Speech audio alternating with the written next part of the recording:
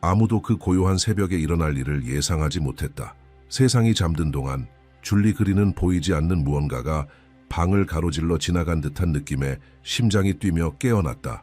거대한 사건이 너무 작은 공간 안에서 모습을 드러내려 하는 것처럼 공기가 더욱 무겁게 느껴졌다. 그녀의 눈이 아직 어둠에 적응하지 못하고 있을 때 존재 하나가 다가왔다. 발걸음이 아니라 강도로. 그 감각은 너무나 현실적이어서 중심을 잃지 않기 위해 그녀는 몸을 일으켜 앉아야 했다. 그리고 바로 그 순간 모든 것이 시작되었다. 푸른 섬광이 예고 없이 공간을 찢고 나타났다.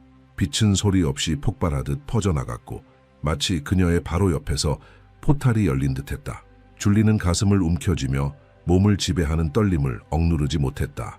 그러다 그 빛 안에서 무언가가 형체를 갖기 시작했다. 푸른 용이 액체 같은 빛의 깊은 층에서 천천히 계산된 움직임으로 모습을 드러냈다. 이해할 수 없을 만큼 오래된 힘에 의해 불려온 존재처럼 그 몸의 모든 부분이 압축된 에너지로 이루어진 것처럼 빛을 발하고 있었다. 비늘은 맥동했고 눈은 날카로운 광채와 함께 열렸다.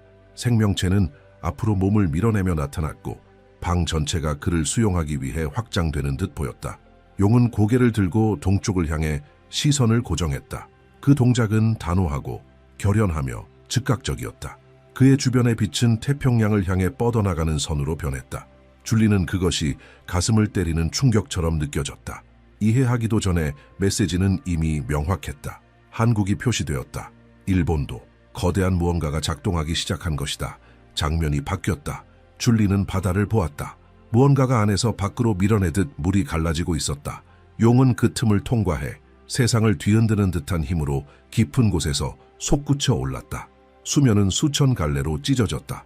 생명체는 무음의 포효와 함께 물 위로 솟아올랐고 그 충격파는 수평선까지 퍼져나갔다. 그의 움직임 하나하나가 어두운 하늘에 퍼지는 푸른빛의 흔적을 남겼다. 그 존재는 태평양 위를 날아 한국 땅을 향해 곧게 뻗은 빛의 기류를 발사했다. 그것은 하늘을 가르는 직선이었다. 마치 지도 위의 특정 지점을 정확히 표기하는 듯했다.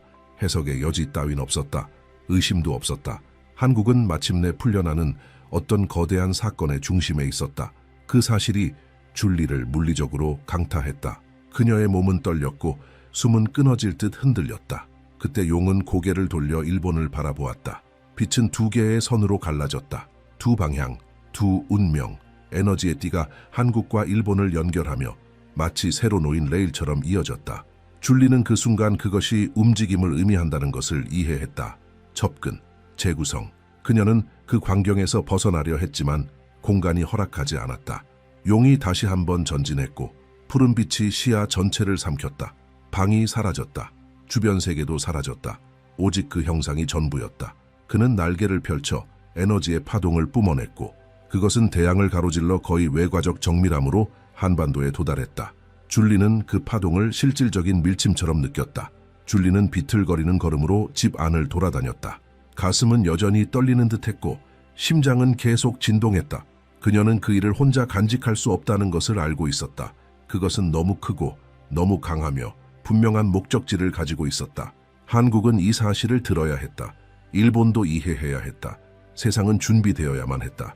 다음 새벽은 기이한 침묵을 가져왔다. 마치 이 세상이 아직 인간의 감각으로는 감지할 수 없는 무언가를 듣고 있는 것처럼. 줄리는 가슴에 누르는 압박감에 눈을 떴다. 푸른 용의 환영은 여전히 그녀 안에서 맥동하고 있었고 그 충격은 조금도 줄지 않았다. 그녀가 숨을 가다듬으려 애쓰던 그 순간 방 안의 마른 금속 소리처럼 딱 하고 울리는 소리가 퍼졌다. 위에서 들려오는 듯한 마치 보이지 않는 구조물이 갈라지는 듯한 소리였다. 그 소리는 또 다른 영상의 연속이 시작됨을 알렸다. 이윽고 빛은 강도를 더하며 떨리기 시작했고 무언가가 경계를 넘으려는 듯한 긴장이 느껴졌다. 갑자기 빛이 불규칙한 형태로 벌어졌고 공간 자체에 균열이 생긴 듯했다. 오래된 문이 풀린 느낌이었다. 줄리는 그 소리가 멈출 수 없는 순환의 시작임을 직감했다. 이미 시작된 영적 움직임은 상징으로만 머무르지 않았다. 그것은 물리적인 충격으로 현실의 모습을 드러내고 있었다. 다음에 펼쳐진 영상은 정보의 눈사태와 같았다. 그녀는 달력이 2026년으로 넘어가는 장면을 보았다. 날짜를 붉은 빛이 가르며 바뀌는 순간이었다. 붉은 말이 먹구름 낀 하늘 위를 질주하며 나타났다. 먼지를 일으키고 진동을 퍼뜨리며 앞에 있는 모든 것을 흔들었다. 이 말의 에너지는 결코 느리지 않았다. 그것은 단절의 힘처럼 전진했다. 달릴수록 더 많은 지역이 흔들렸다. 한국, 일본, 해안 지역, 세계 시장, 거대한 스크린으로 밝게 빛나는 도시들, 말이 지나가는 모든 곳이 진동했다. 말이 뒷다리로 몸을 들어올리는 순간 뜨거운 에너지의 파동이 공간을 뚫고 지나가며 압력이 더욱 강해졌다. 줄리는 그 힘에 의해 뒤로 밀려났고 팔에 뜨거운 열기를 느꼈다. 마치 불꽃 가까이에 손을 댄 듯한 감각이었다. 붉은 말은 태평양을 바라보며 푸른 용을 기다리는 듯했다. 두 힘은 서로 연결되고 있었다. 그 환영은 2026년이 결코 안정된 해가 아닐 것임을 분명히 보여주었다. 그것은 충격을 의미했다. 빠른 변화, 사람들로 하여금 자신이 알고 있던 모든 것을 의심하게 만들 상황들을. 장면은 갑자기 한국의 분주한 거리로 바뀌었다. 대형 화면에는 긴급 뉴스가 번쩍이고 있었고 공기 중에는 긴장이 감돌았다. 무언가가 무너질 듯한 순간 동시에 새로운 무언가가 태어나려는 기세도 느껴졌다. 진동은 이중적이었다. 어떤 구조물들은 무너질 기세였고 다른 것들은 빠르게 성장할 준비를 하고 있었다. 낡은 순환은 말에 의해 갈라지고 있었고 새로운 순환은 용에 의해 깨어나고 있었다. 그 다음 줄리는 일본의 해안가로 옮겨졌다. 그곳의 바람은 이상했다. 나무들은 서로 반대 방향으로 휘어지고 있었고 보이지 않는 흐름들이 공간을 차지하려는 듯 다투고 있었다. 바다는 짧고 빠른 파동으로 떨리고 있었다. 그것은 폭풍이 아니라 에너지의 이동이었다. 줄리는 속이 조여드는 느낌을 받았고 일본이 새로운 순환 속에서 재배치되고 있다는 사실을 깨달았다. 한국과 일본은 이제 같은 흐름선 안으로 들어가고 있었다. 그것은 인간의 협정이나 결정으로 되는 일이 아니었다. 더 큰 힘이 작용하고 있었다. 푸른 빛이 다시 돌아왔고 말의 붉은 빛과 섞이기 시작했다. 두 색은 서로 얽히며 경로를 형성했다. 줄리의 의식 속 지도에서 선들이 나타나기 시작했다. 바다를 가로지르고 하나로 이어졌다가 다시 되돌아갔다가 마침내 두 개의 중심점에 고정되었다. 한국, 일본. 그 선들은 점점 강하게 연결되었고 그 강도에 줄리는 두려움을 느꼈다. 이 두 나라 사이의 연결은 선택사항이 아니었다. 그것은 이미 작동 중인 계획의 일부였고 빠른 대응을 요구하는 흐름이었다. 열기는 더욱 강해졌다. 줄리는 등에 땀이 맺히는 것을 느꼈다. 마치 더 이상 멈출 수 없는 거대한 흐름 앞에 서 있는 듯했다. 붉은 말은 입을 벌리고 음파를 내뿜었다. 그 진동은 땅을 타고 공기를 타고 몸을 타고 퍼져나갔다. 사방으로 번져가는 경고였다. 그리고 그 진동 뒤에는 메시지가 따라왔다. 2026년은 갑작스러운 단절처럼 도래할 것이라는 것. 빠른 변화, 예상치 못한 긴장, 사람들의 감정적, 정치적, 영적 구조를 시험할 상황들. 빛은 서서히 약해지며 일련의 장면들을 보여주었다. 시장 앞에 늘어선 줄, 경제 관련 속보, 먼 지역에서 고조되는 군사적 긴장, 상황을 이해하려 애쓰는 사람들, 혼란이 있었다. 두려움도 있었다. 그러나 동시에 모든 것을 앞으로 밀어붙이는 힘도 있었다. 그것은 추락이 아니라 전환이었다. 겉보기의 혼돈은 종말이 아니라 방향 수정이었다. 세상은 머뭇거릴 틈 없이 가속하는 시기로 들어갈 것이었다. 영상은 계속해서 무거운 압력을 동반한 채 펼쳐졌다. 빛이 다시 돌아왔을 때 줄리는 스스로 움직이는 지도 앞에 서 있었다. 얽혀있던 선들은 이제 빠른 속도로 한국과 일본을 향해 달려가고 있었다. 두 지역을 향한 거대한 끌어당김이 느껴졌다. 선들은 망설임을 허락하지 않는 권위에 의해 호출되고 있는 듯 맥동했다. 한국과 일본의 접근은 인간의 합의로 이루어지는 것이 아니었다. 더 큰 힘이 두 나라를 밀어붙이고 있었다. 숨겨진 톱니바퀴가 마침내 풀린 것처럼 지도는 두 나라를 점점 더 가깝게 끌어당기더니 거의 맞닿을 만큼 가까워졌다. 그 순간 푸른 에너지가 두 사이를 가로질러 지나가며 끊어지지 않는 연결고리를 구축했다. 지도는 흔들렸지만 그 고리는 풀리지 않았다. 그 결속은 점점 더 강해졌고 곧 푸른 용이 다시 나타나 또 한 번의 빛을 쏘아 결속을 강화했다. 메시지는 명확했다. 한국과 일본의 관계는 정치나 역사를 넘어 극적으로 변화할 것이며 하나의 경로가 열리고 있다는 것. 전략적이고 영적이며 피할 수 없는 길이.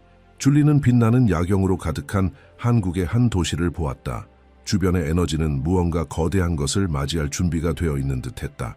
시야는 도쿄로 이어서 오사카로, 그 다음엔 일본의 해안 지역들로 이동했다.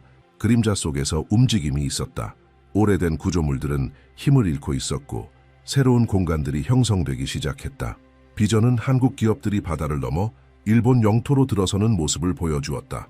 마치 불려온 듯 자연스럽게 기계들이 도착하고 팀들이 구조물을 설치하며 부지가 재편되어 기술 중심지로 바뀌고 있었다. 마치 일본 땅 위에 두 번째 한국 기지가 세워지고 있는 느낌이었다. 이 움직임은 결코 느리지 않았다. 오히려 긴박하게 전진하고 있었다. 마치 또 다른 순환이 시작되기 전 모든 공간을 차지해야 하는 듯 오래된 공장들은 멈추었고 그 자리에 한국의 기계들이 설치되었다. 언어들이 뒤섞였고 한국과 일본의 전문가들이 나란히 일했다. 정밀하게 작동하는 톱니바퀴처럼 그들을 움직이는 보이지 않는 힘이 존재하는 듯했다. 두 시스템이 하나의 유기체로 융합되는 거대한 구조가 형성되고 있었다. 비전은 계속되었고 놀라운 장면들이 이어졌다. 일본의 도로에는 한국 번호판을 단 트럭들이 끊임없이 흐르고 있었다. 창고들이 재정비되고 항만에는 첨단 기술이 담긴 컨테이너들로 가득했다. 모든 것이 하나의 준비 과정처럼 보였다. 두 나라의 접근은 더 이상 개념이 아닌 실천이었다. 건설, 확장, 재구성, 이 흐름은 더 이상 멈출 수 없는 통합의 단계로 접어들고 있었다. 줄리는 일본의 지도가 옅은 색으로 재구성되는 장면을 보았다. 그 외곽선은 부드러워졌고 마치 새로운 추진력을 받아들일 준비를 하고 있는 것 같았다. 한국 쪽에서는 푸른빛이 더욱 강해지고 있었고 두 지역이 정렬되는 순간 비전은 폭발적인 빛으로 가득 찼다. 연결이 유효했다. 순환은 활성화되었다. 한일 간의 접근은 이제 명확한 지침이 되었다. 그 다음 장면에서 숫자 2027이 강렬하게 등장했고 그 위로 푸른 선이 빠르게 내려오며 표식을 남겼다. 푸른 용의 에너지가 그 숫자를 타고 흐르며 두 번째 단계의 시작을 알리고 있었다. 이어진 비전은 일본 도시들이 한국으로부터 대규모 투자를 받는 모습을 보여주었다. 건물들이 빠른 속도로 들어섰고 비어있던 부지들은 금속 구조물로 채워지며 대륙의 새로운 단계를 떠받칠 기둥처럼 솟아오르고 있었다. 이 움직임은 단지 경제적인 것만이 아니었다. 훨씬 더 깊은 무언가가 있었다. 푸른 에너지가 일본 전역을 가로지르며 전략적 지점들에 고정되고 있었다.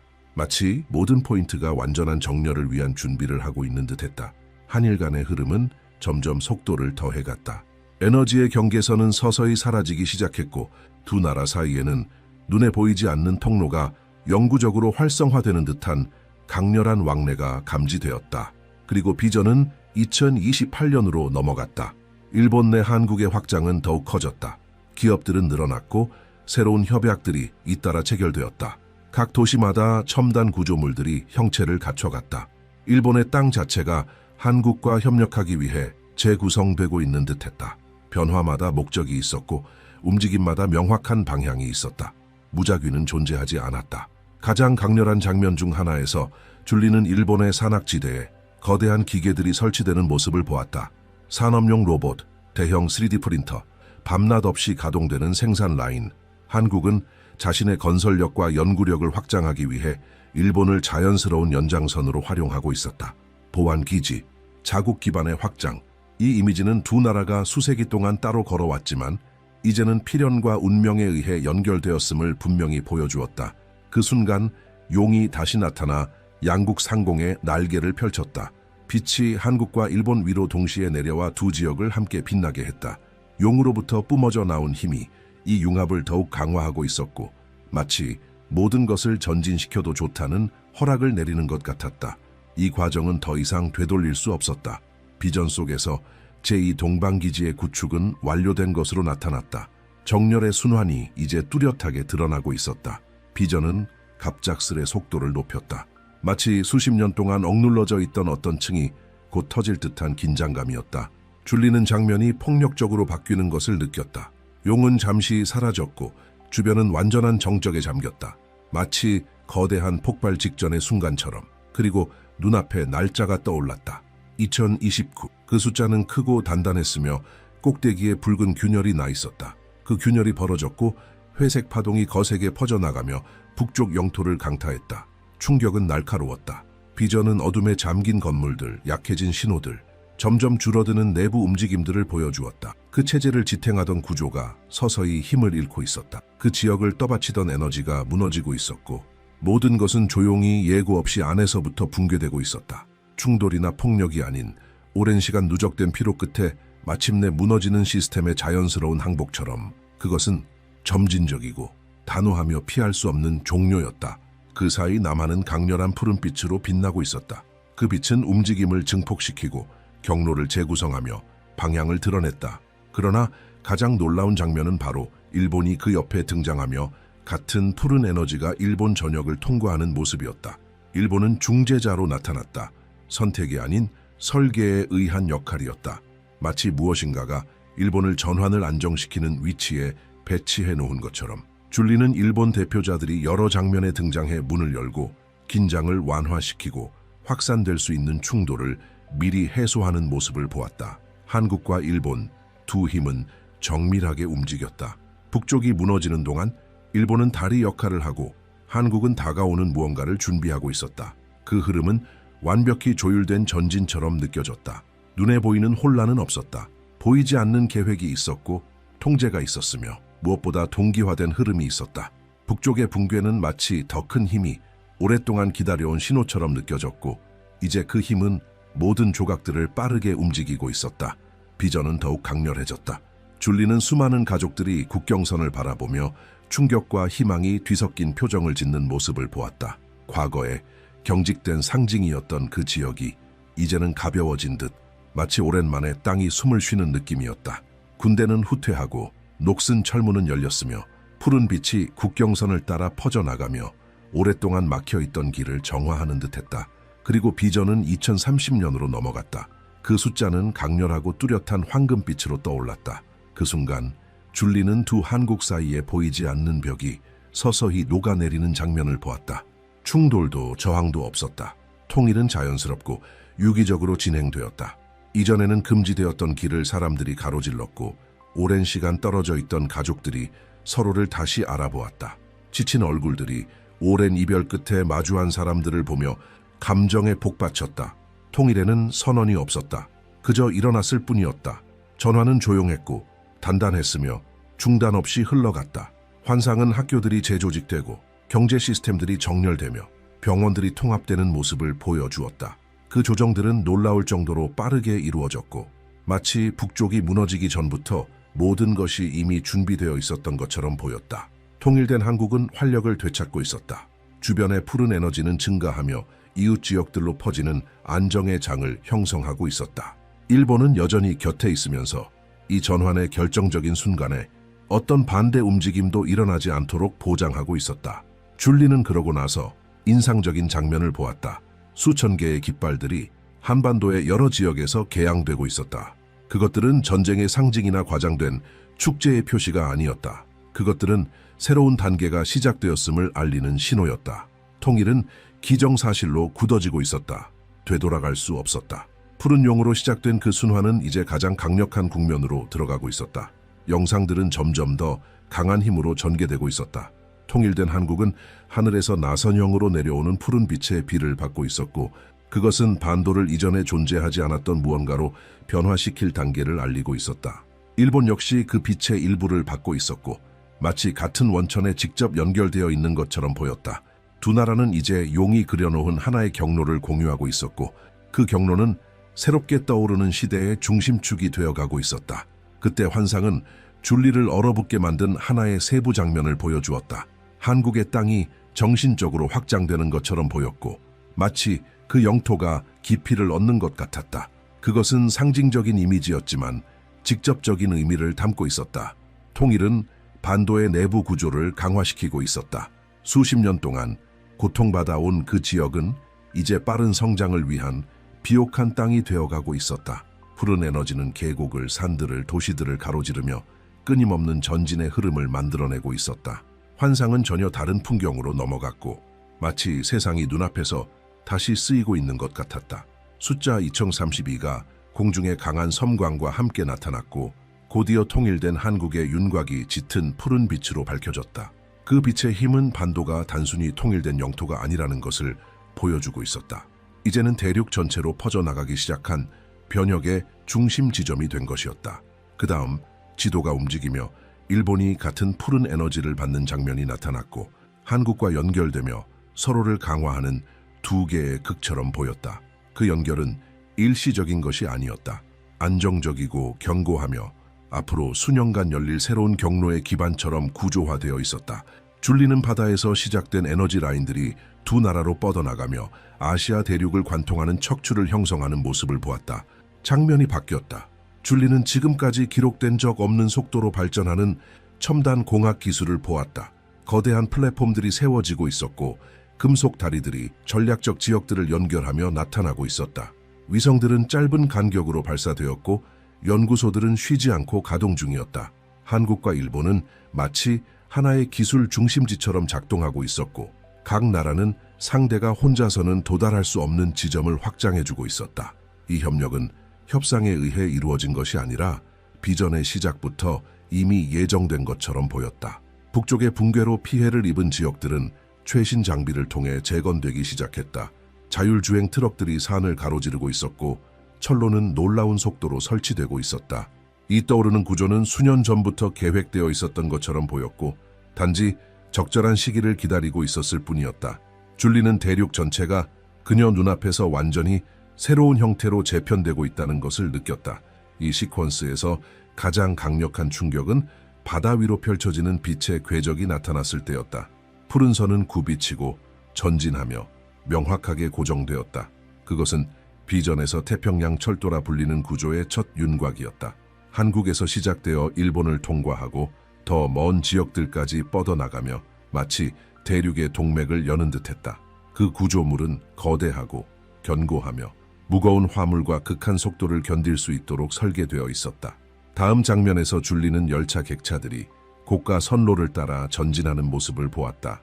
각 객차는 첨단 기술, 의료 장비, 에너지 시스템, 산업 부품들을 실고 있었다. 흐름은 끊기지 않았고 모든 것이 주저함 없이 조율된 방식으로 작동하고 있었다. 이 경로는 아시아 경제를 재편성할 배급 중심축이 되고 있었다. 비전은 공장들이 몇 초 만에 공급을 받고 도시들이 전례 없는 효율로 에너지를 공급받으며 잊혀진 지역들이 이 대륙 회랑에 의해 다시 생기를 얻는 장면을 보여주었다. 영상은 또한 철도 경로와 나란히 항해하는 자율 운항 선박들의 함대를 보여주었다. 그들은 컨테이너를 싣고 있었고 그것들은 완벽한 정밀도로 철로로 옮겨졌다. 한국과 일본은 해상과 육상의 이중 운용 라인을 만들어냈으며 시간을 낭비하지 않는 단일 시스템처럼 작동하고 있었다. 성장의 속도가 느껴졌다. 아무것도 느리지 않았다. 모든 것이 가속화되고 있었다. 그 다음 영상은 사람들의 초점을 맞추었다. 한국과 일본의 노동자들이 나란히 일하며 유사한 장비를 사용하고 통합된 프로토콜을 따르고 있었다. 새로운 사회적 기준이 형성되고 있었다. 통합이 있었고 리듬이 있었으며 끊임없는 움직임이 있었다.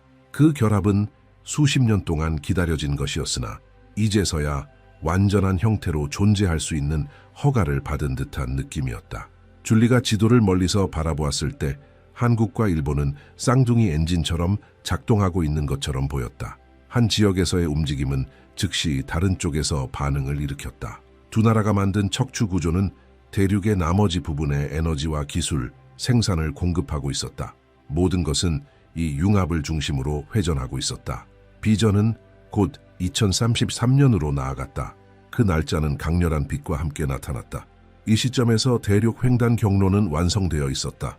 태평양 철도는 이제 엄청난 속도로 장거리 구간을 통과하고 있었고 시간조차도 휘어지는 듯한 느낌을 주었다. 전체 도시들이 철도 근처에 새롭게 생겨났고 새로운 경로를 따라 시장들이 번영하고 있었다. 사람들은 한국과 일본을 오가는 것을 마치 같은 동네를 옮기는 것처럼 여겼다. 줄리에게 가장 인상 깊었던 장면은 이 구조가 세계에 어떤 영향을 주고 있는지를 본 순간이었다. 무역 노선이 방향을 바꾸고 있었고 국제 루트들이 재편되고 있었다. 아시아는 새로운 중심을 갖게 되었고 그것은 단단하고 지배적인 형태였다. 그리고 그 중심은 한국과 일본의 협력으로 이루어졌으며 그것은 용의 비전에서 시작되었고 북쪽의 조용한 붕괴로 더욱 강화되었다. 환상은 다시 강해졌고 숫자 2034가 단단한 빛과 함께 나타났다. 섬광이 안정되자마자 줄리 앞에 통일된 한국의 넓은 지도가 펼쳐졌다. 반도는 푸른 에너지로 둘러싸여 있었고 그 에너지는 하나의 연속적인 힘처럼 영토 전역을 흐르고 있었다. 그것은 단순한 번영이 아니었다. 문화적 확장 증가하는 영향력, 국제적 존중이었다. 한국은 경제와 기술을 넘어 퍼져나가는 움직임의 중심으로 떠오르고 있었고 새롭고도 단단히 자리 잡은 존재로서 먼 지역들로부터 수용을 받고 있었다. 그 다음 환상은 아시아의 여러 지역이 이 문화적 진보의 물결을 받아들이는 장면을 보여주었다. 그 영향은 즉각적이었다. 한국의 콘텐츠들이 다른 나라의 주요 공간들을 차지하고 있었고 음악, 영화, 드라마, 문학작품, 사회적 움직임들이 힘을 얻고 있었다. 다양한 대륙의 사람들이 한국어 표현을 따라하고 전통을 받아들이며 가치관의 영감을 받고 반도에서 직접 온 문화적 기준을 참고하고 있었다. 마치 한국이 국경을 빠르게 초월하는 세계적 갱신의 중심에 놓인 것 같았다. 그 다음 장면은 훨씬 더 큰 무언가를 보여주었다. 금빛 에너지가 한반도 위로 내려오며 이미 존재하던 푸른 빛과 섞이고 있었다. 이 조합은 그 지역의 문화적 범위를 더욱 확장시켰고 대륙 전체로 퍼지는 영향의 장을 만들어냈다.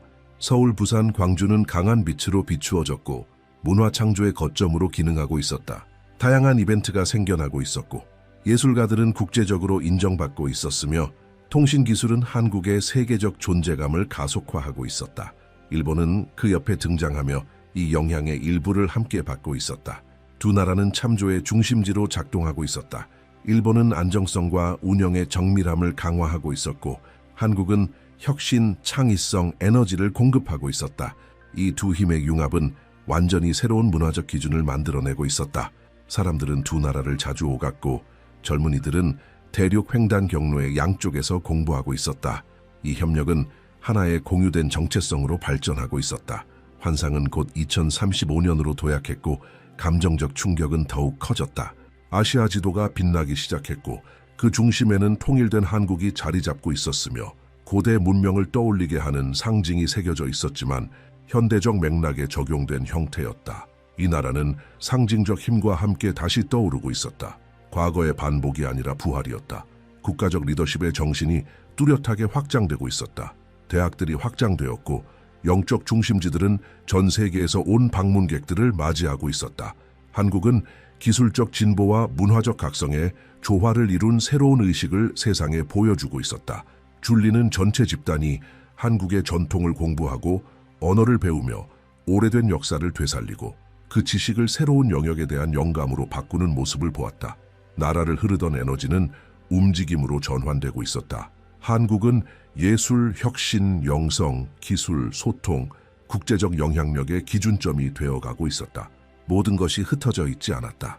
다양한 분야에 동시에 영향을 미치는 조율된 전진이었다. 바로 그 순간 푸른 용이 다시 나타났다.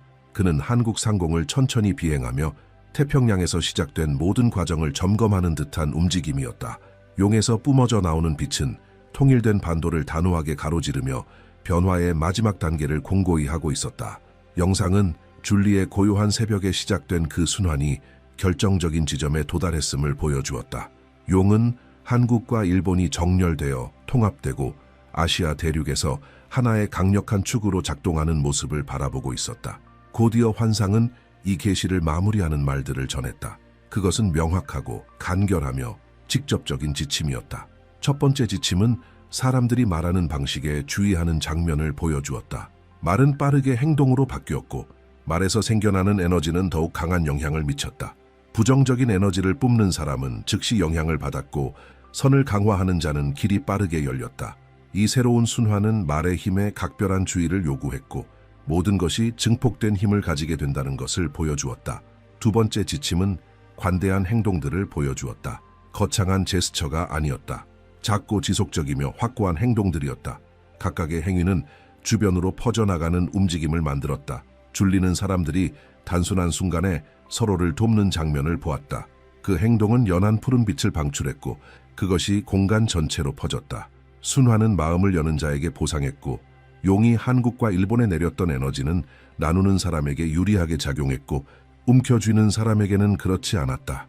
세 번째 지침은 강렬한 장면을 보여주었다. 사람들은 서로 다른 빛의 층을 따라 걷고 있었고 두려움을 가진 자들은 거의 앞으로 나아가지 못했다. 반면 믿음을 가진 자들은 빠르게 전진하고 있었다. 이 환상은 새로운 순환이 단호한 자세를 요구한다는 것을 분명히 했다. 두려움은 길을 막았고 신뢰는 그것을 열었다. 이 움직임의 미래는 마음을 안정되게 유지하는 사람들에게 달려 있었고, 한국과 일본을 이끄는 에너지는 각 개인의 내면의 결단력에 직접적으로 반응하고 있었다. 그 다음 환상은 사라지기 시작했다. 먼저 푸른빛이 약해졌고 이어 황금빛이 사라졌다. 마지막으로 용은 날개를 접고 태평양으로 잠수했으며 처음 나타났을 때와 똑같은 방식으로 물속으로 사라졌다. 마지막 충격은 조용했지만 절대적이었다. 순환은 완성되었다. 경고는 전달되었다. 한국과 일본의 길은 이미 정해졌다. 이제 해마다 나타날 그 전진을 막을 수 있는 것은 아무것도 없었다.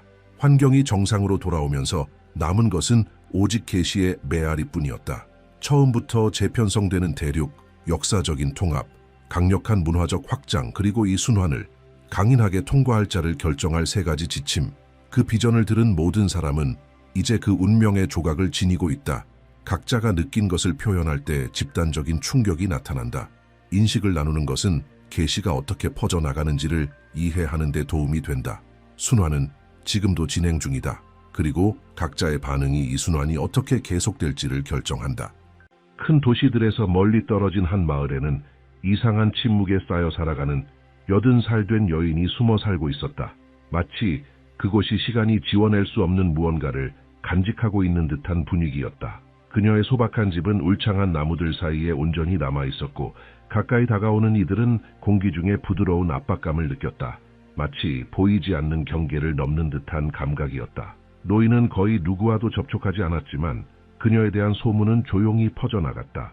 일본 밖으로는 한 번도 전해진 적 없는 어떤 비밀을 젊은 시절부터 거칠고 오래된 페이지들에 담아 간직해왔다는 이야기가 전해졌다. 그 페이지들에는 때가 되기 전까지는 드러나선 안 되는 내용이 담겨 있었다. 그녀는 15살 되던 해 삶 전체를 뒤흔든 경험을 하게 되었다. 그것은 평소와는 다른 밤이었다. 강한 바람이 마을을 휩쓸고 주변의 모든 불빛을 꺼버린 그 순간 그녀 앞에 뚜렷하고 실체를 지닌 형상이 나타났다. 마치 알려지지 않은 공간을 뚫고 급박한 메시지를 전하기 위해 온 존재 같았다. 그 존재는 한국인의 모습을 하고 있었고 무거운 분위기를 풍기는 표정을 지니고 있었다. 그는 먼 미래에서 온 전령이라고 밝히며 한국이 일본을 넘어설 것이며 새로운 이름으로 탈바꿈하여 아시아 전체에 완전히 다른 시대를 열 것이라 전했다. 그 이름은 창조, 진보 그리고 낡은 구조의 단절을 의미하게 될 것이라 했다. 그 메시지는 당시 일본 사회의 모든 확신을 뒤흔드는 내용이었기에 소녀는 충격으로 몸이 굳었다. 그 비전은 한 번으로 끝나지 않았다. 중요한 천문 현상과 겹치는 시기마다 반복되었고 매번 돌아올 때마다 퍼즐 조각처럼 맞물리는 단편들이 주어졌다. 그녀는 일본의 도시들이 흔들리고 기업들이 문을 닫으며 가족들이 버려진 아파트에 고립되고 점점 줄어드는 인구가 공포와 좌절에 맞서는 모습을 보았다. 동시에 한국은 이례적인 힘으로 성장하고 있었고 젊은이들을 끌어들이며 시장을 정복하고 문화를 확산시켜 전체 지역의 기준점으로 자리매김해갔다. 노인은 모든 것을 노트에 적어가며 기록했지만 세상이 아직 그 진실을 감당할 준비가 되지 않았다고 믿었기에 이를 철저히 숨겼다. 세월이 흐르며 그녀의 기록은 점점 현실과 맞아떨어지기 시작했다. 일본은 급속한 인구 감소에 직면했고 조용한 위기를 겪었으며 경제적 영향력을 잃고 세계적 위상도 한국의 부상 앞에 줄어들었다. 그 와중에 일본의 젊은이들은 새로운 기회를 찾아 바다를 건너 한국으로 향했다. 문화적 변화는 그들에게 전례 없는 동기를 부여했다. 노인은 이러한 흐름을 불안하게 지켜보았다. 자신의 기록이 실현되어 가고 있었고 그 오랜 시간 혼자 짊어져온 예언의 무게는 매번 확인될수록 더욱 무겁게 느껴졌다. 그러던 중 그녀가 80살이 되었을 때 침묵의 순환을 깨뜨리는 또 하나의 경험이 찾아왔다. 어느 추운 밤 그녀는 그 익숙한 존재가 집안에 다시 나타나는 것을 느꼈다. 그러나 이번에는 혼자가 아니었다. 첫 번째 환시에서 본 전령의 옆에는 단호한 표정을 지닌 한국인 젊은 여성이 함께 서 있었다. 두 사람은 분명하고 직접적인 경고를 전했다. 수십 년간 간직해온 내용은 이제 반드시 드러나야 한다고 했다. 더 이상 기다릴 수 없었다. 그 메시지는 2026년 이전에 반드시 한국에 도달해야 했다. 그들에 따르면 이 시기는 아시아 전체에 영향을 미칠 중대한 사건들의 분기점이 될 것이었다. 노인은 더 이상 지체할 수 없음을 깨달았다. 그녀의 오래된 기록들 가운데 한 페이지가 유난히 뚜렷하고 섬뜩한 내용으로 빛나고 있었다. 거기에는 한국이 공식적으로 이름을 바꾸고 창조의 개념과 연결된 완전히 새롭고 예상치 못한 명칭을 채택할 것이라 적혀 있었다. 그 발표와 함께 수백만 명의 사람들이 한 광장에 모여 깊은 감정에 휩싸일 것이라 했다. 노인은 이 움직임이 정부나 기업, 군대에 의해 주도되는 것이 아니라 바로 한국 국민들 스스로의 의지에 의해 이루어질 것이라 보았다.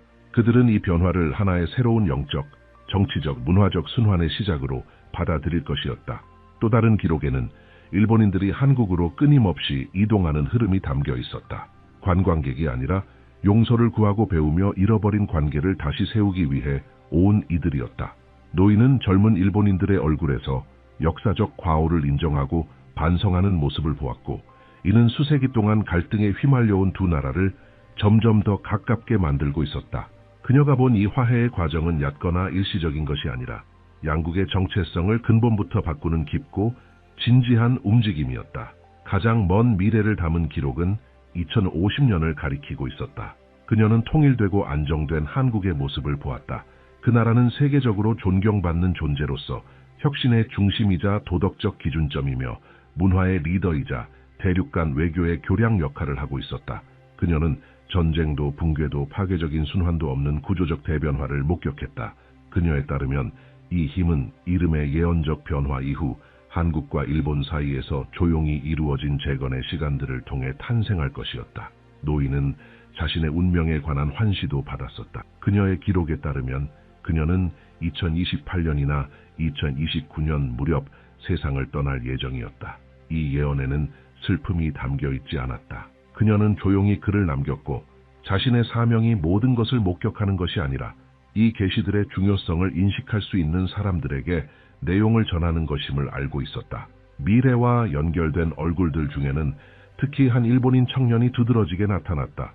그는 한국으로 이주하여 정치적 변화에 참여하고 미래를 한국을 통해 바라보는 새로운 세대를 대표할 인물이었다. 이 청년은 서로 반대 방향으로 걸어왔던 두 나라 사이의 다리가 될 상징적 존재였다. 노인은 자신의 기록들을 정리하며 세상에 이를 전달할 때가 왔음을 깨달았다. 70년간 이어진 침묵이 마침내 끝나려 하고 있었다. 그녀가 남긴 기록들은 그녀의 환시와 직접적으로 맞아떨어지고 있었으며 역사의 흐름은 강렬한 변화를 예고하고 있었다. 오랜 시간 숨겨졌던 이 내용은 더 이상 감춰져 있을 수 없었다. 이 계시는 세상에 퍼져야 했고 준비된 이들에게 닿아야 했으며 그들의 사고를 흔들고 깨달음을 불러일으켜야 했다. 70년의 침묵을 깬 후 노인은 마루 아래에 보관해 두었던 오래된 상자들 속에 쌓아둔 모든 자료들을 정리하기 시작했다. 각 페이지는 정확히 기록된 환시의 조각들이었다. 그녀는 그것들을 다시 읽으며 각 문장이 현재를 향해 움직이고 있다는 느낌을 받았다. 사건들의 순서는 일반적인 논리가 아닌 계시의 논리를 따르고 있었다. 가장 오래된 페이지들은 그녀가 아직 소녀였던 시절에 받은 강렬한 환영들을 담고 있었고, 가장 최근의 것들은 빠르게 다가오는 사건들의 세부 사항을 보여주고 있었다. 그녀의 기록 중에서 일본에 대한 환시는 상당한 비중을 차지했다. 노인은 일본의 변화를 냉정한 기록의 어조로 묘사했다. 쇠퇴는 느리게 시작되었지만 곧 되돌릴 수 없는 속도로 가속화되었다. 그녀는 거대 도시들이 활력을 잃는 모습을 보았다. 주민이 없어 조용해진 동네들, 문을 닫은 학교들, 한때 위엄을 자랑하던 구조물들이 버려진 차에 남겨진 모습, 인구 고령화는 정부의 공식 예측을 훨씬 뛰어넘는 속도로 진행되고 있었고, 의사들, 기업들, 기관들은 이 현상을 막기 위해 노력했지만 그 어떤 조치도 실질적인 효과를 내지 못했다. 일본은 해마다 더욱 깊은 수축의 시기로 빠져들고 있었다. 노인은 이 조용한 침체가 물리적 충격과 함께 나타날 것이라 기록했다. 그녀의 환시 속에서 지진은 점점 더 자주 등장했고, 특히 강한 충격에 대비하지 못한 도시 지역들을 강타했다. 그것은 단순한 흔들림이 아니었다. 그녀는 건물들이 기울고 고가도로가 무너지고 혼란에 빠진 군중들이 무슨 일이 벌어지고 있는지 파악하려 애쓰는 모습을 보았다. 대지는 한때 안전하다고 여겨졌던 지역들에서 불안정한 주기를 시작하는 듯했다. 날짜는 명확하지 않았지만 사건들의 강도는 일본의 분기점이 다가오고 있음을 분명히 보여주고 있었다. 기록은 경제 붕괴의 연쇄 또한 보여주었다. 노인은 오랜 세월 운영되던 기업들이 차례로 문을 닫고 물가가 불규칙하게 요동치며 젊은이들이 더 이상 일본에서 커리어를 쌓으려 하지 않는 상황을 묘사했다. 경제는 계속해서 충격을 받으며 반응할 능력을 잃어갔고 점점 더 많은 일본인들이 일본 밖에서 대안을 찾기 시작했다. 그녀의 환시 속에서 그들이 가장 많이 향한 곳은 언제나 같았다. 한국. 젊은이들이 끊임없이 바다를 건너 기회를 찾으러 떠나는 모습이 보였고 그것은 단순한 직업을 위한 것이 아니라 이웃나라가 미래의 중심이 되었다는 믿음 때문이었다. 한국에 대한 환시는 더욱 선명한 세부 묘사와 함께 나타났다. 노인은 활기찬 젊은 세대, 팽창하는 문화, 빠르게 진보하는 기술, 해마다 커져가는 사회적 에너지를 보았다. 거리에는 생기가 넘쳤고 기업들은 세계적 기준이 되었으며 문화적 영향력은 아시아를 넘어 먼 지역들까지 확산되었다. 그녀는 한국이 내부의 장벽을 극복하고 정체성을 공고히 하여 전례 없는 수준의 영향력을 지닌 신흥 강국으로 자리매김했다고 기록했다. 그녀의 환시에 따르면 한국은 단순히 성장하는 국가가 아니었다. 도덕적 문화적 리더십을 지닌 나라로서 세계 속에서 드물게 발견되는 위치를 차지하고 있었다. 오래된 페이지들 가운데에는 특별한 기록 하나가 있었는데 앞으로 수십 년간의 일본 청년들의 행동을 다루고 있었다. 그들은 한국에 대해 깊은 존경심을 키우고 있었고 한국어를 빠르게 습득했으며 한국 제품을 자연스럽게 소비하고 한국에서 일하는 것을 공동의 목표로 삼기 시작했다. 많은 이들이 한국의 대학을 선택했고 일부는 훗날 국적을 바꾸는 선택까지 하게 되었다. 이 흐름은 점점 강해졌고 마침내 두 나라 사이의 세대 간의 다리가 형성되었다. 노인은 이 흐름이 정치적 영향 때문이 아닌 자연스럽고 자발적인 친화에서 비롯된 것임을 깨달았다. 새로운 세대의 일본인들은 이제 자국에서는 더 이상 찾을 수 없는 무언가를 한국에서 발견하고 있었던 것이다. 한국의 새로운 이름에 관한 환시는 항상 깊이 있는 감각과 함께 나타났다. 노인은 그 이름이 창조와 전진을 상징하는 용어가 될 것이라 기록했다. 복잡한 상징은 없었다. 단지 그 이름이 정확한 시기에 등장할 것이며 한국이 전 세계의 새로운 순환의 시작을 선언할 준비가 되었을 때 비로소 드러날 것이라는 명확함만이 있었다. 그 변화는 점진적이지 않았다. 갑작스럽고 강렬했으며 의미로 가득 찬 순간이었다. 그녀의 환시 속에서 수백만 명의 사람들이 거대한 광장에 모여 공식 발표를 함께 지켜보았다. 누구도 혼란스러워하지 않았고 모두가 확신과 감동으로 가득 차 있었다. 그날은 특별한 분위기로 물들어 있었고 마치 세상 전체가 그 순간의 중요성을 감지하고 있는 듯했다. 기록은 또한 이 움직임이 지닌 감정적 역할을 상세히 묘사하고 있었다. 노인은 이 이름의 변화가 단순한 정치적 조치가 아니라 내외부의 에너지를 재구성하는 역사적 이정표가 될 것이라 보았다. 발표 이후 한국에는 국제적인 인정의 물결이 몰려들었고 일본은 이 변화로부터 영적 도덕적 재건의 과정을 시작하게 되었다. 그녀는 수많은 일본인들이 감사와 용서 그리고 방향성을 찾기 위해 한국으로 여행하는 모습을 보았다. 그 여정에는 굴욕이 아닌 명확한 인식과 정직함 그리고 진심 어린 배움의 열망이 담겨 있었다. 이 흐름은 수십 년간의 긴장을 느슨하게 만들었고 전에 없던 새로운 동맹의 가능성을 열어주었다. 노인은 이 흐름 속에서 특히 두드러진 한 일본인 청년의 모습을 반복적으로 보았다. 그는 어린 나이에 일본을 떠나 한국에 정착하고 정치적 여정을 시작한 인물이었다. 그는 두 나라 간 재건의 상징으로 자리 잡았고 그의 역할은 결코 작지 않았다. 그는 주요한 토론에 참여하고 정책 수립에 기여하며 한국을 미래의 기준으로 바라보는 새로운 일본 세대를 대표했다.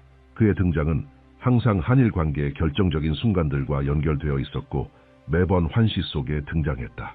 이 모든 정보를 정리하면서 노인은 마침내 자신의 이야기를 세상에 나눌 때가 왔음을 깨달았다.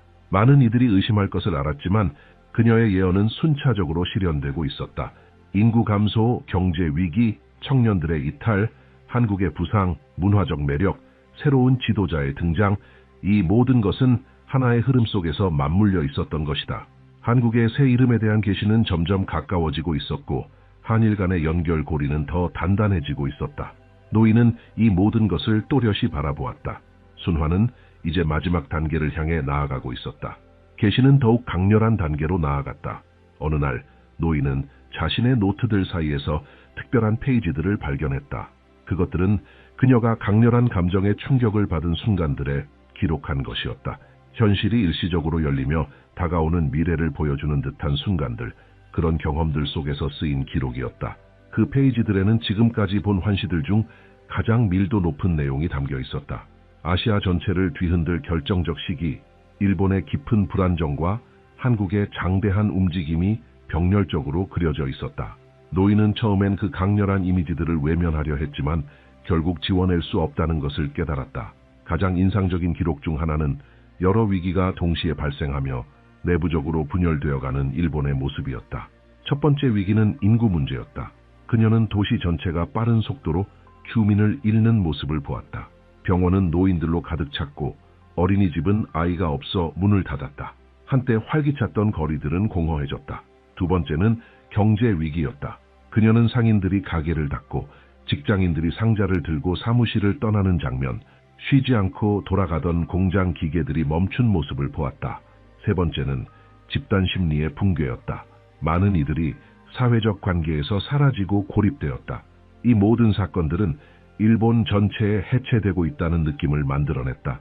노인의 환시는 또한 일본이 물리적 충격에 의해 결정적인 전환점을 맞이하게 될 것을 보여주었다.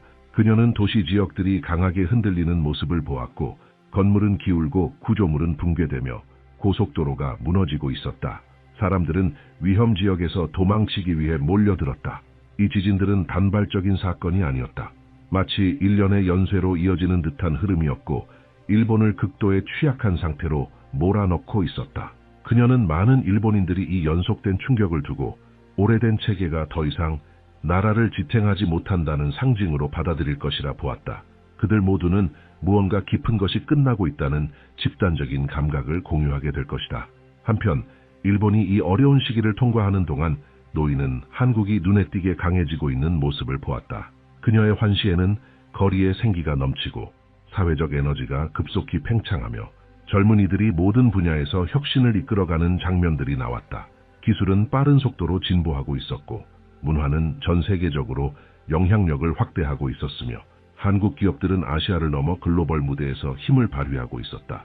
세상은 이 변화를 점점 더 많은 존경심으로 바라보게 되었다. 노인은 이 흐름이 단지 경제적 성공이 아니라 곧 한국의 정체성 자체를 바꾸게 될 전조라고 기록했다. 한국의 새로운 이름에 대한 계시는 이 일련의 페이지들 속에서 완전한 명확함으로 드러났다. 노인은 수백만 명의 사람들이 거대한 광장에 모여 강력한 집단적 감정에 휩싸인 모습을 보았다. 그녀는 이 사건이 단지 국가적인 일이 아니라고 기록했다. 이는 즉시 여러 나라의 반향을 일으켰으며 그들은 이 변화를 존중과 호기심으로 지켜보고 있었다. 환상 속에서 공식 발표는 눈물, 박수, 포옹, 그리고 일반적인 정치 행사에서는 보기 힘든 단합의 징표들로 받아들여졌다. 노인은 이 이름의 변화가 단지 상징적인 것이 아니며 하나의 시대를 마감하고 또 다른 시대를 여는 이정표임을 이해했다.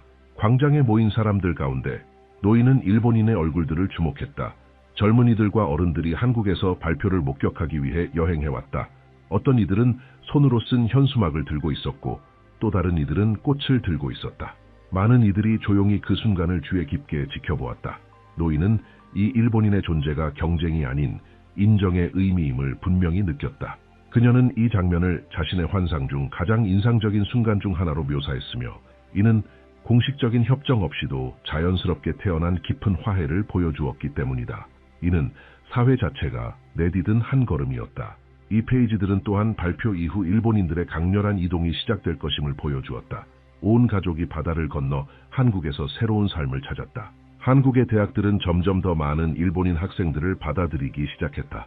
한국 기업들은 일본에서 온 전문가들을 더 많이 고용하게 되었다. 이는 해마다 커져가는 존경심에 의해 지속적으로 유지되는 흐름이었다. 노인은 이러한 움직임 속에서 두 나라 사이의 새로운 관계의 시작을 보았다. 이는 굴복이 아니었고 우월함도 아니었다. 이는 조화였다. 노인의 환상 속에 반복적으로 등장하던 일본 청년의 모습은 첫 번째 클라이맥스에서 더욱 뚜렷하게 드러났다.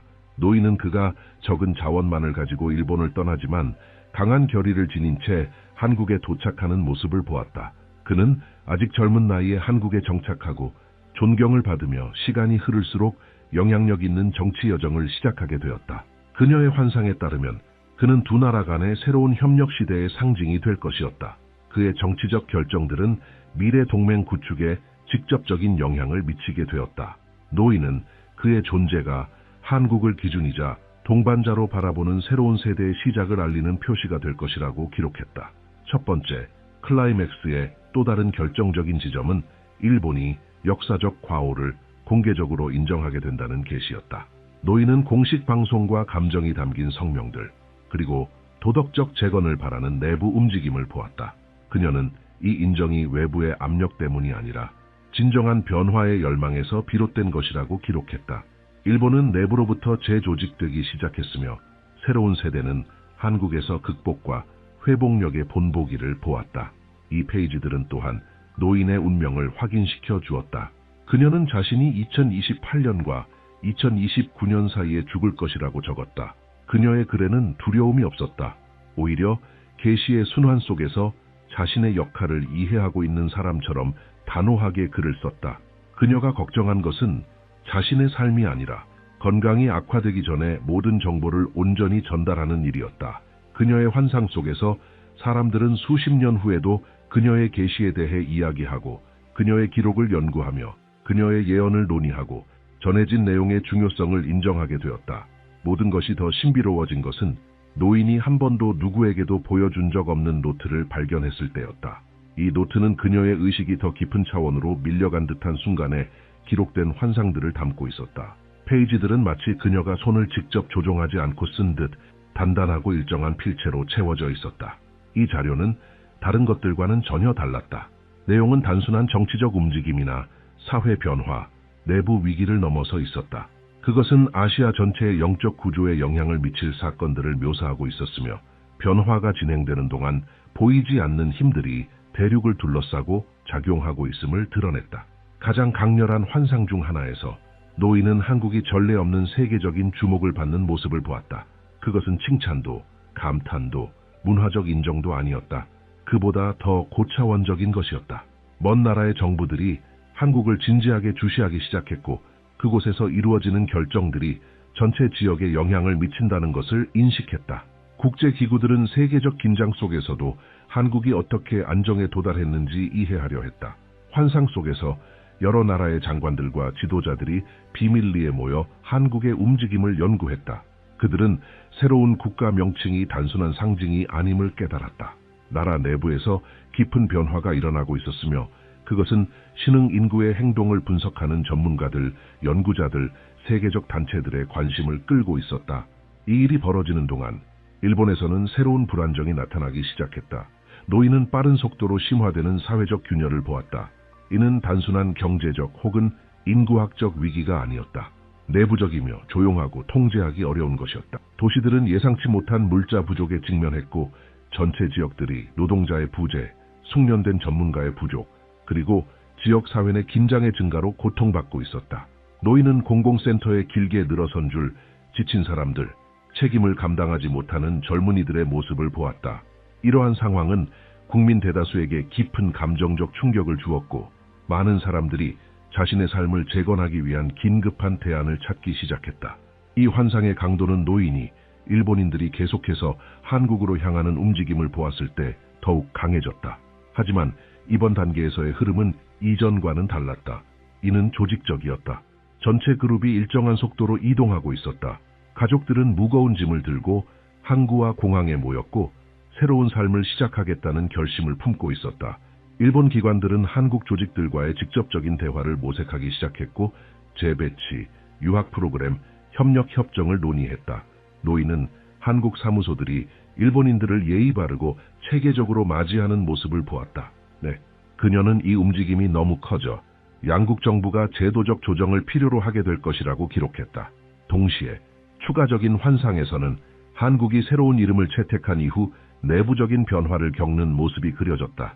노인은 국내에서 벌어지는 치열한 토론, 전략적 논의, 행정 재편성, 그리고 새로운 국가 정체성을 다지기 위한 문화적 조정을 묘사했다.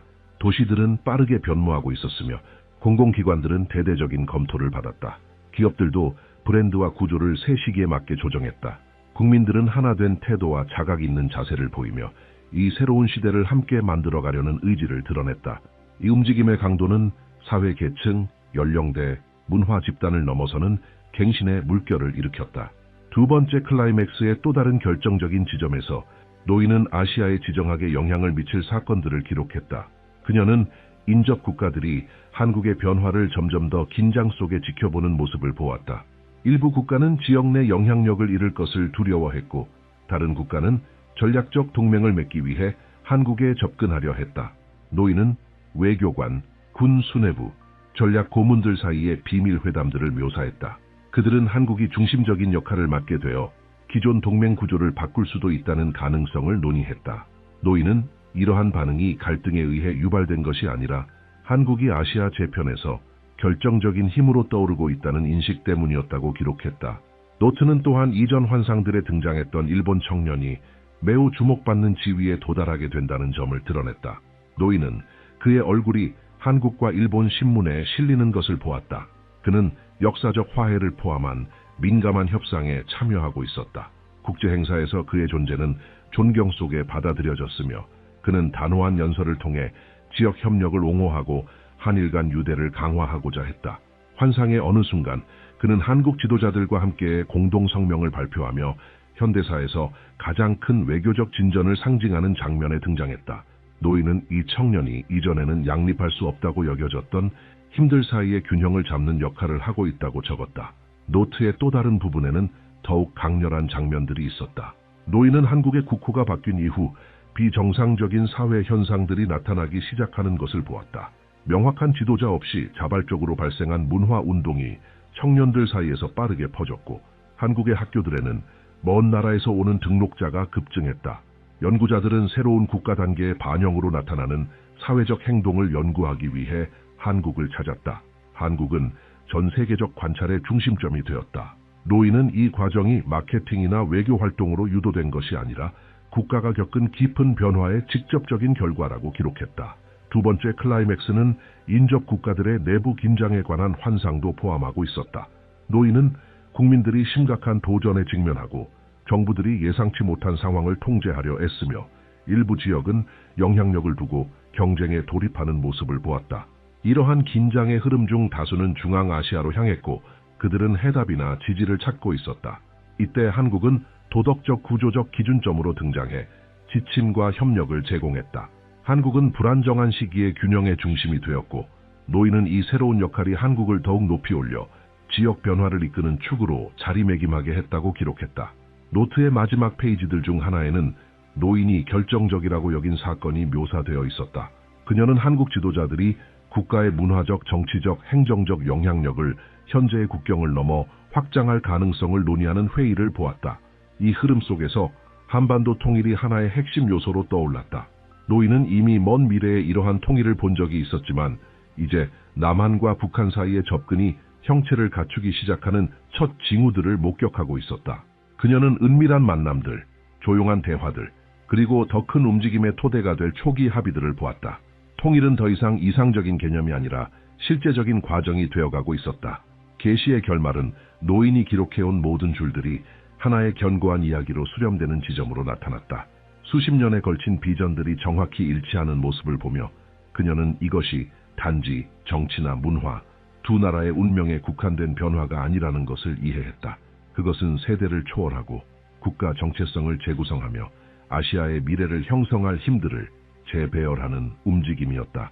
그녀의 기록은 개인적인 해석이 아니라 70년에 걸쳐 그녀가 시각적으로 목격한 것에 대한 직접적인 묘사였다. 이제 80살이 된 그녀는 이 모든 것을 주저없이 전달해야 할 순간 앞에 서 있었다. 마지막 장들에서는 새로운 질서의 시작을 묘사했다. 한국은 이미 새로운 이름을 채택했다. 국민은 집단적인 힘으로 전환을 받아들였다. 제도들은 적응을 마쳤고 기업들은 운영 방식을 재조직했다. 젊은이들은 이 과정에 적극적으로 참여했다. 국가의 구조는 안정과 결속을 얻었고 앞으로 나아갈 방향에 대한 명확성을 확보했다.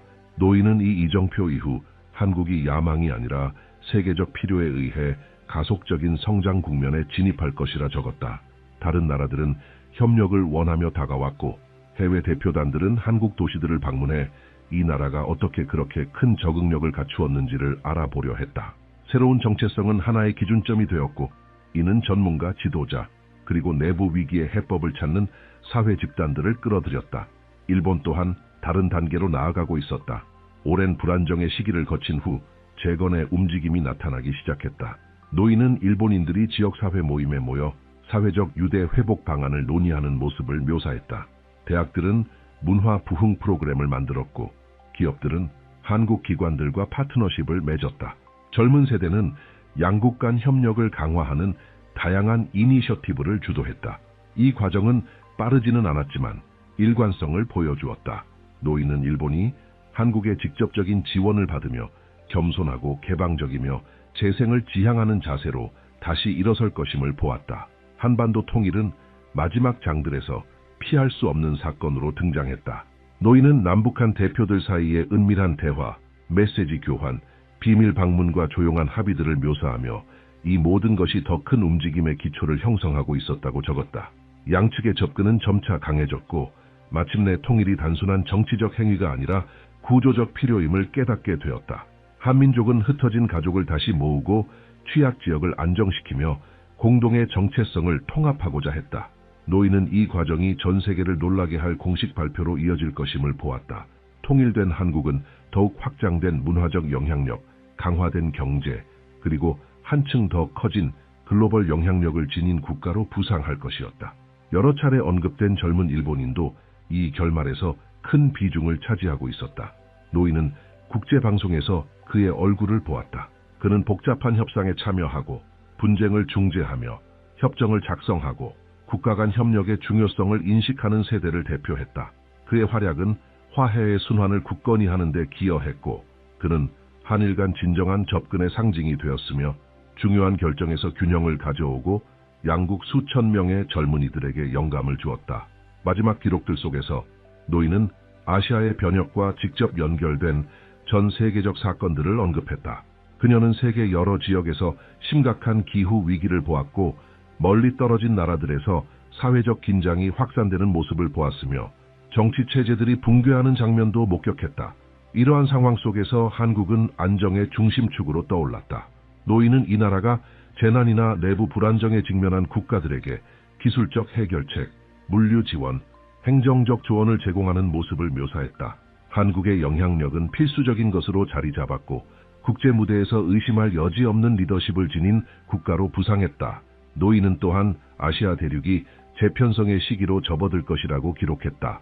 새로운 동맹들이 빠르게 등장했고 중립을 유지하던 국가들이 입장을 정했으며 분열된 지역들이 지원을 요청했다.